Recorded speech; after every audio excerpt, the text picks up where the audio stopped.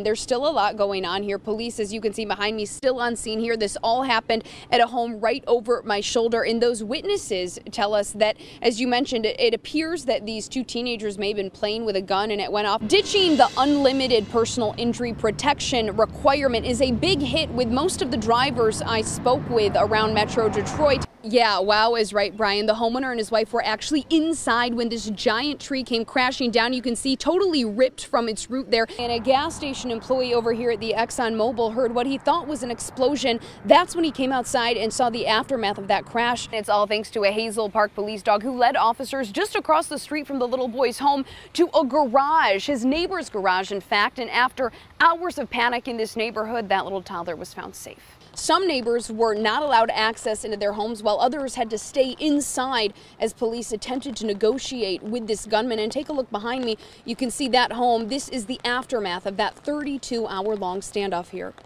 You mentioned it's dark. It certainly is. We're actually using our floodlight here to showcase some of the damage. Now, if you take a look behind me here, serious downed power lines. Obviously, that's a safety issue. It's the person suspected of placing that camera in a unisex bathroom at Courtesy Driving School, which is just down the road here on Van Dyke, was another school student. Those who know the Moore family are devastated at this sudden loss, as is the Big Ten community in general. The scene is still active tonight. There's still police crime scene tape up here just off Monroe outside the Greektown Casino. Inspectors are ordering 4 rides to be shut down here at Jeepers until these safety issues are addressed. According to the state, they violate Michigan's Carnival Amusement Safety Act.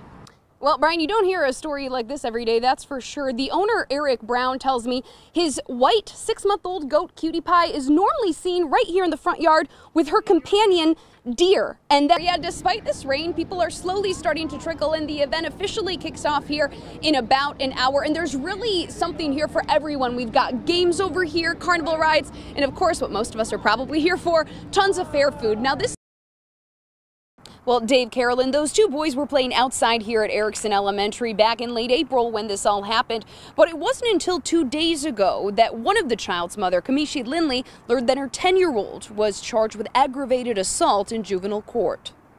These kids are basically playing a game that we all have played. But on April 29th, what seemed like a harmless game ended with one student getting seriously hurt. According to the boy's mother, who asked we not show her face, he has a rare medical condition, making head injuries especially dangerous. According to a police report, during that game, another student threw a ball at his face on purpose. He sustained facial tissue damage to his face. He had a black eye and a bruised nose. Records show the then 4th grader also suffered a concussion. His condition is something Kamishi Lindley says she and her son, Bryce, knew nothing about. Wednesday, Bryce was charged with aggravated assault. This is a kid that was playing on the playground with his friends. I tried not to let it get to this point. This mother claiming her son had been hurt before and that she reported it to the school. My son was hit twice in the face with a ball previously due to this, and the child apologized to my son and he said, "Mom, it's okay. We're still going to be friends." I'm unaware of any of those situations. Sorry that her child got hurt. I'd be sorry for any child that got hurt. Lindley just wishes problems like this could be solved in the classroom, not the court. Now, both parents are telling me this situation has really affected their kids' ability to enjoy school and look forward to the start of the next school year. Meanwhile, this case will be in juvenile court August 1st for a pretrial hearing. In Canton tonight, Jen Schanz, 7 Action News. Well, for the past several months, a young mother has been living in a roach-infested apartment here in Inkster. She's been dealing with this. They're in every corner, on almost every wall, and in her kids' beds. She has 2 young children and 1 on the way. They're in my... You can't turn around in Shaquille Logan's apartment on Pine Street without coming face to face with these. We eat outside because of the roaches. They're so bad. Even under her book bag, dozens of cockroaches. Ah! See, I wasn't expecting that. How long has it been like this? Maybe about 5 to 6 months. And have you asked management to come and deal with the problem? Exterminator came twice. And to me, it seems like they get worse. Andrew Carter is with the Inkster Housing Commission's resident council. He also lives here. This is so bad, that even hell don't want to have anything to do with it. The Inkster Housing Commission is funded through HUD. The executive director is hired by a board of commissioners. He says part of the problem here is that people aren't appropriately filling out work orders. You cannot legally enter a dwelling unit without having a work order. We are working to try to educate our families, as well as working with our resident council to educate families. He also says the Housing Commission isn't satisfied with the work of its contracted exterminator, Terminac. Shakia is worried about her kids' health if, and it's hard to picture, this gets worse. I hear about kids getting roaches in their ears. It does feel hopeless at this point. Shakia is hoping to be moved to another unit before she gives birth to her third child. Meanwhile, though, she says dozens of her neighbors are dealing with this exact same problem. In Inkster, Jen Schanz, 7 Action News. Simon and Amira, debris from that crash is still here along West 7 Mile Road. The impact of that crash even ripping this light pole right in half here. But as you mentioned, also growing here is a memorial not only for Brishon Collins, but for her unborn baby the world had yet to meet. The family of 25-year-old Brishon Collins says they're torn up at the sudden loss of the mother-to-be. According to Detroit police, Collins was driving east on West 7 Mile Road Friday afternoon when she lost control of her car and struck a light pole. Tony Durden captured this footage of the crash on his way to pick his kids up from school. My God.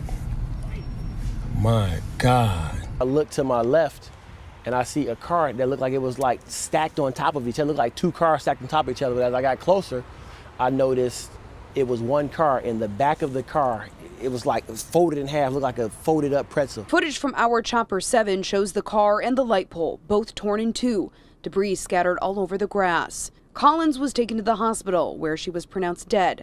She was pregnant, due in early June. My heart is with the family. I'm just lost for words. Detroit police say no one else was in the car at the time and no other cars were involved. They're still investigating what led up to the crash. Collins' friends and family have taken to social media, expressing both sadness and disbelief in the loss of not only Collins, but also her unborn child. Now, one of the messages you'll see here written on a lot of these balloons is Forever 25. According to Collins' Facebook page, that baby due in early June was a girl. It's still unclear what led up to this crash, and we expect to learn more from Detroit police in the coming days. Live on the city's northwest side, Jen Schanz, 7 Action News. Well, Glenda, we are still digging for answers tonight. There's a pretty cryptic sign on the front of this business. It says, due to an emergency beyond our control, we are unable to conduct business as usual. It's our hope to be back soon. But this sign does little to ease the anxiety and the stress of the bridesmaids and the brides that I spoke with who still don't have their dresses. We're just very frustrated, and we want to just have our dresses. We paid for them. Why aren't we getting them? These bridesmaids each paid around $180 for dresses at Bella Rose Bridal to wear to a September wedding. Only now the store appears to be closed. Based on the sign on the front door, it's not clear why or for how long.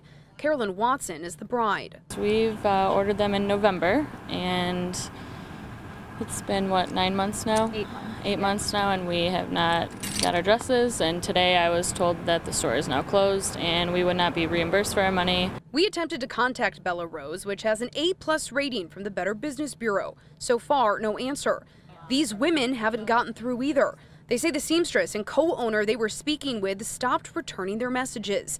In the storefront, there's still a list of upcoming weddings. Who told you that you wouldn't be reimbursed? One of the owners. And how much money did you spend on these dresses? Over $2,500. The store is still filled with dresses, just not theirs. These women are now hoping another boutique can get them the same style they ordered from Bella Rose in time for the wedding. In terms of making this right, they say, there's really only one thing they want. At this point, I feel like just refunding the money. Now, Glenda, since we've been in this parking lot, we've been approached by several people now, including one groom who came up to us and said, they're dealing with this headache too, and they want answers. Now, I'm told that there is a free alteration deal being offered by the owners here for all of those affected, but the problem is the women we spoke to don't have dresses to be altered. As I mentioned in my story, we've reached out to this owner several times. We're hoping to get in contact with them so we can get more answers for you. We, of course, will stay on top of this story, both on the air, online, and on social media. Well, Glenda, it may be surprising. He actually walked right in through the front door after parking his car, which generally that wouldn't be able to happen because take a look at this. The school security system is pretty advanced. There's facial recognition software right before you enter the front door. There's also a surveillance camera right above the front door. And normally during an average school day, this door here would be locked as it is now. But because this occurred after dismissal, it was unlocked for the after-school program. Walled Lake police are looking for this man, suspected of walking into Walled Lake Elementary Thursday afternoon, using the bathroom and touching himself. He was spotted by students, also in the bathroom at the time. While he was in the bathroom, the teacher was told, along with the principal, that there was a strange man in the bathroom.